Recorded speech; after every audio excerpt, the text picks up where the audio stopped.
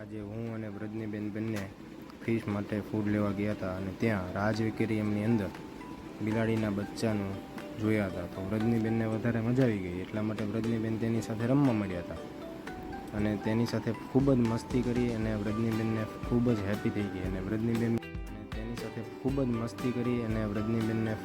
Happy થઈ ગઈ અને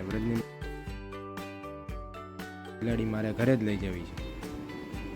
તેની સાથે તમે જોઈ શકો છો કે ખૂબ જ મસ્તી કરી રહી છે વ્રજની. અને બચ્ચા પણ ખૂબ જ ક્યુટ હતા અને સારા એવા બચ્ચા છે, જેની સાથે મસ્તી કરવાની પણ ખૂબ જ મજા આવે એવા બચ્ચા છે બધા.